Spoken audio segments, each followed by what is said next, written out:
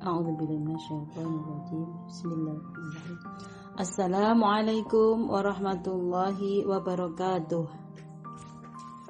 Alhamdulillahilladzi anzalal qur'ana imaman wa hudaw wa rahmatan lil mu'minin. Asyhadu an la ilaha illallah wa asyhadu anna Muhammadan abduhu wa rasuluh. Allahumma salli wa sallim ala nabiyyina Muhammadin wa ala alihi wa ashabihi wa man tabi'ahum bi ihsanin ila yaumiddin. Ibu-ibu pimpinan daerah Aisyah dan keluarga besar Aisyah Kota Malang rahimakumullah.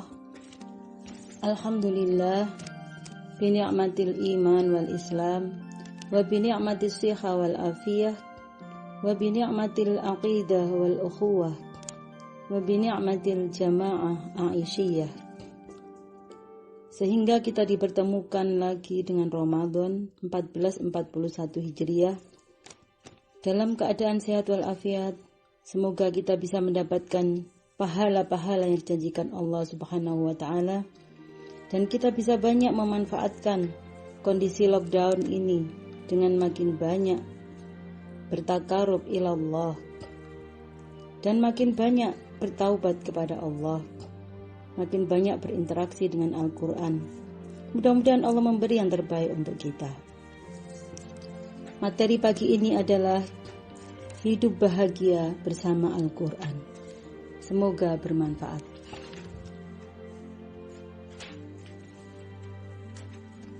Pemirsa rahimakumullah, Al-Quran adalah firman Allah.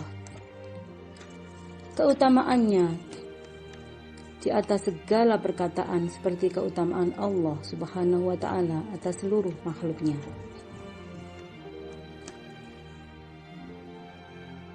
Di dalam surat Al-Baqarah disebutkan,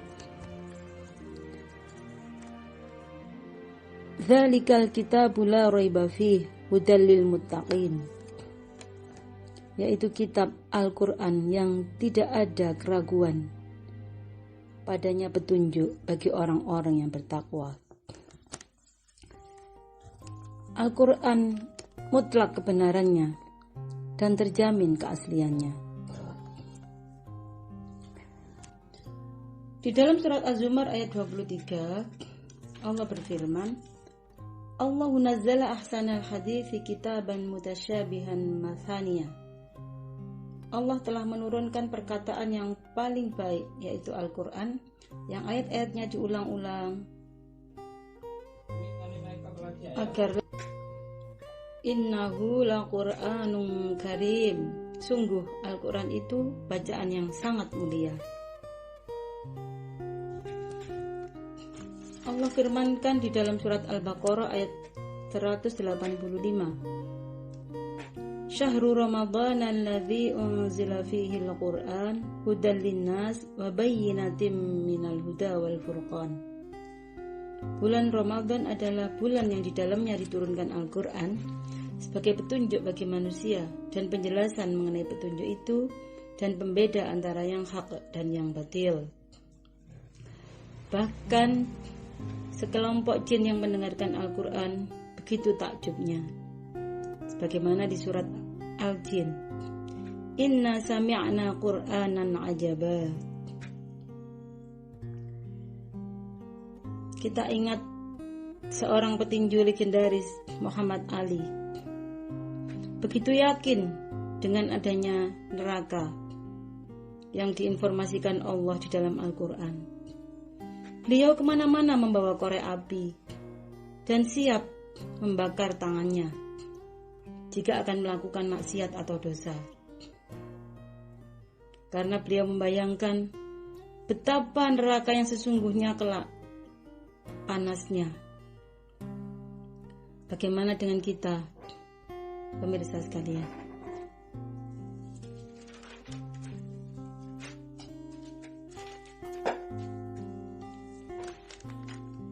Kita ingin hidup bahagia bersama Al-Quran, maka ada 5 kewajiban yang harus senantiasa kita lakukan di dalam kehidupan kita.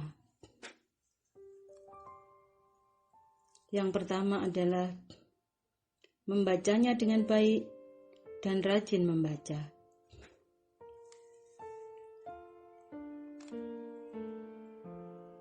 Firman Allah di dalam surat Al-Anfal ayat 2, Innamal mu'minuna alladzina idza dzukirallahu wajilat qulubuhum wa idza tuliyat 'alaihim ayatuhu zadatuhum imana wa 'ala rabbihim yatawakkalun.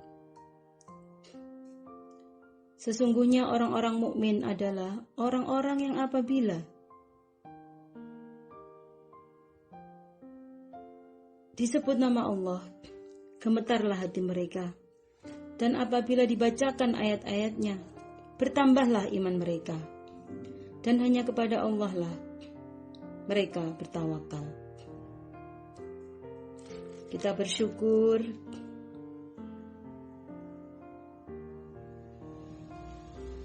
pimpinan Aisyah Majelis Tabligh mengadakan kajian duha setiap pagi. Ada tartil, ada tadabbur, ada syarah hadis, arba'in, ada kajian Ramadan. Insya Allah, jika kita istiqomah mengikuti sampai akhir Ramadan, insya Allah kita akan mendapatkan ilmu, juga kita akan menambah iman.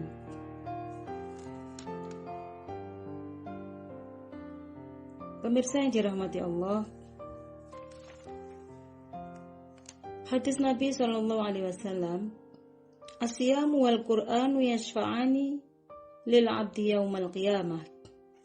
Puasa dan Al-Quran, keduanya akan memberikan syafaat seorang hamba pada hari kiamat.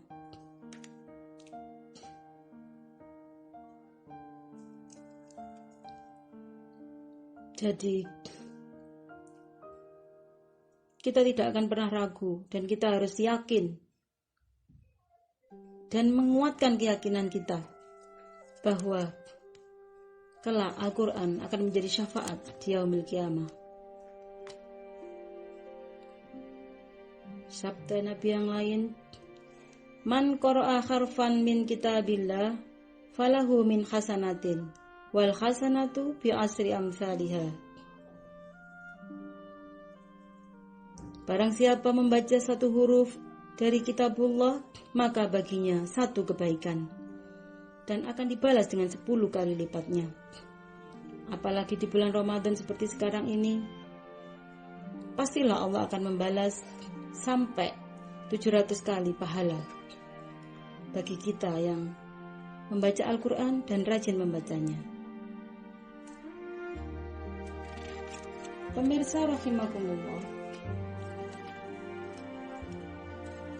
jika kita saat ini membaca Al-Quran dalam sehari 1 juz, ayo kita tingkatkan menjadi 2 juz, 3 juz, bahkan lebih. Semoga Allah lipat gandakan pahala kita di bulan puasa ini. Yang kedua, kewajiban kita terhadap Al-Quran yaitu memahami dengan sebaik-baiknya. Al-Quran tidak akan berfungsi sebagai petunjuk jika kita tidak memahaminya. Firman Allah di surat Al-Qamar ayat 17, Walaqad yassarnal Qur'ana lidzikri fahal mim muddakir. Sungguh kami telah mudahkan Al-Quran untuk pelajaran, maka apakah ada orang yang mau mengambil pelajaran? Berdasarkan makna ayat Al-Quran dibagi 2, yaitu ayat muhkamat dan ayat mutasyabihat. Ayat muhkamat, ayat dengan makna yang jelas dan langsung bisa kita pahami.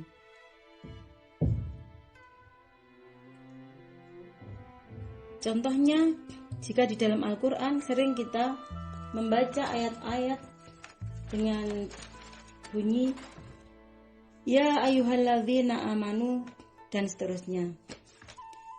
Di situ Allah langsung menasihati kita, kaum mukmin. Jadi kita untuk memahami ayat tersebut, kita langsung bisa memahami dengan mudah. Begitu kita membaca, kita bisa langsung memahami dan kita siap untuk mengamalkan. Contoh di dalam surat Al-Hujurat ayat 12. Ya ayyuhalladzina amanu jtanibu katsiran minadh-dhann inna ba'dadh-dhanni itsm. Hai orang-orang yang beriman, jauhilah olehmu prasangka. Sesungguhnya sebagian prasangka itu adalah dosa. Contoh yang lain di surat Ali Imran ayat 30. Ya ayyuhalladzina amanu la ta'kulur riba adha'afan mudha'afah. Hai orang-orang yang beriman, janganlah engkau makan harta riba dengan berlipat ganda. Satu contoh lagi di surat Ali Imran ayat 200. Ya ayyuhalladzina amanu sabiru wasabiru warabitu. Hai orang-orang yang beriman, bersabarlah kamu dan kuatkanlah kesabaranmu itu. Ayat-ayat Al-Quran yang lain dinamakan ayat mutasyabihat. Ayat ini maknanya samar, butuh penafsiran dengan menggunakan ayat lain, atau butuh hadis penjelas. Hanya orang-orang yang kuat ilmunya yang bisa memahaminya dengan pemahaman yang benar. Untuk itu, kita perlu hadir dalam kajian-kajian ilmu agar kita lebih bisa memahami makna Al-Quran. Pemirsa rahimakumullah, contoh ayat mutasyabihat ada dalam surat Thaha ayat 5. Allah berfirman, Ar-Rahmanu 'alal 'arsy istawa. Tuhan yang Maha Pemurah bersemayam di atas arsy. Nah, ini kita tidak bisa menafsirkan ayat ini. Kita harus didampingi oleh orang-orang yang ahli ilmu untuk memahaminya. Kewajiban yang ketiga kita terhadap Al-Quran yaitu menghafal. Keutamaan mempelajari Al-Quran, menghafalnya, dan pandai membaca. Sabda Rasulullah, Mathalul ladzi yaqra'ul Qur'ana wa huwa hafidhun ma'as safaratil kiramil bararah.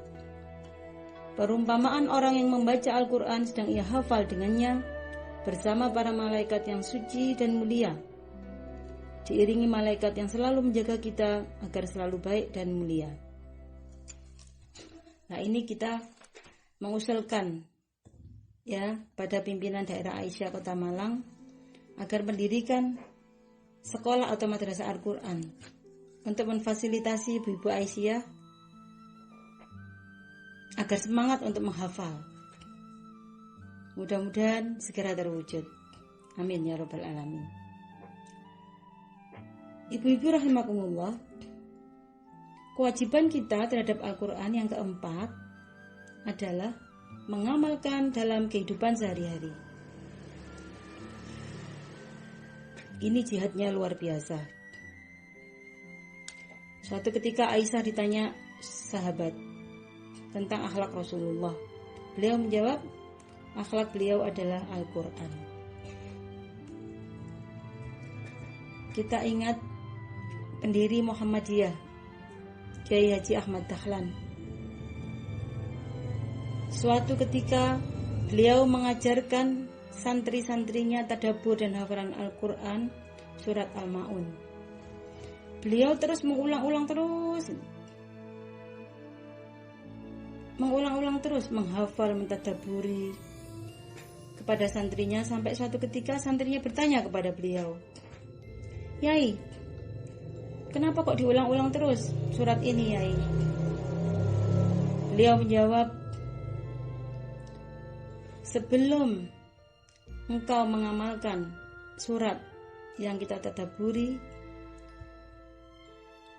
kita tidak ganti ke surat yang lain. Surat itu berbunyi, Ara'aital ladzi yukadzibu biddin, fadzalika alladzi yad'ul yatim wa la yahuddu 'ala ta'amil miskin fawailul lil musallin alladzina hum an salatihim sahun alladzina hum yura'un wa yamna'unal ma'un. Tahukah kamu orang yang mendustakan agama? Itulah orang yang menghardik anak yatim dan tidak mendorong memberi makan orang miskin. Maka celakalah orang yang sholat, yang lalai dalam sholatnya dan riya dan enggan memberi bantuan. Setelah santri-santrinya mengamalkan surat ini, baru beliau mengajarkan surat yang lain.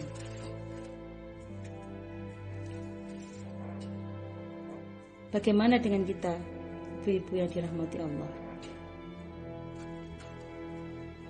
Kewajiban kita terhadap Al-Quran yang kelima adalah mendakwahkan nilai-nilai Al-Quran untuk diri kita sendiri, untuk keluarga, dan kepada masyarakat, yaitu dengan cara lisan, tulisan, nasihat, contoh atau teladan. Balighu anni walau ayah, sampaikan walaupun satu ayat. Di dalam surat Ali Imran ayat 110, Allah berfirman, kuntum khaira ummah ukhrijat linnas ta'muruna bil ma'ruf wa tanhauna 'anil munkar wa tu'minuna billah. Kalian adalah sebaik-baik ummah, dilahirkan untuk manusia agar mengajak berbuat baik dan mencegah yang mungkar dan beriman kepada Allah.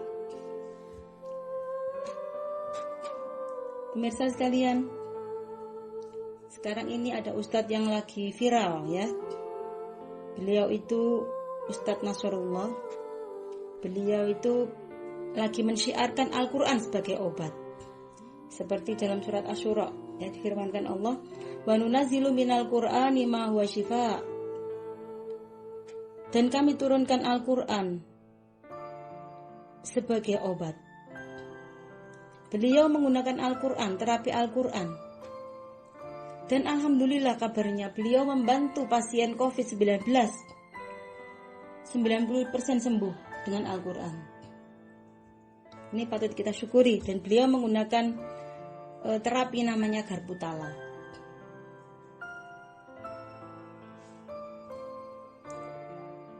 Pemirsa rahimakumullah, sungguh luar biasa fadilah Al-Quran. Seharusnya membuat kita selalu bahagia bersama Al-Quran. Sungguh luar biasa, amazingnya Al-Quran. Rugi jika kita tidak rajin membacanya. Rugi sekali jika kita tidak rajin memahami, mengamalkan, dan mendakwahkan. Karena janji Allah, kita akan diberi kebahagiaan sempurna dunia akhirat dengan kita hidup bersama Al-Quran. Ibu-ibu rahimakumullah, sungguh saya lagi menasihati diri saya sendiri. Jika ada benar, itu adalah dari Allah, dan jika ada salah dan kurang, itu adalah karena kedhaifan dan kefakiran saya. Mohon maaf yang sebesar-besarnya. Semoga ilmu yang kita dapatkan selama Ramadan berkah, dan semoga doa-doa kita terkabul. Kita menjadi hamba yang makin taat kepada Allah. Kita menjadi hamba Allah yang selalu diridhoi setiap langkah kita. Astaghfirullah li wa lakum, billahi taufiq wal hidayah. Nasrun minallahi wa fathun qarib wa basyiril mu'minin. Wassalamualaikum warahmatullahi wabarakatuh.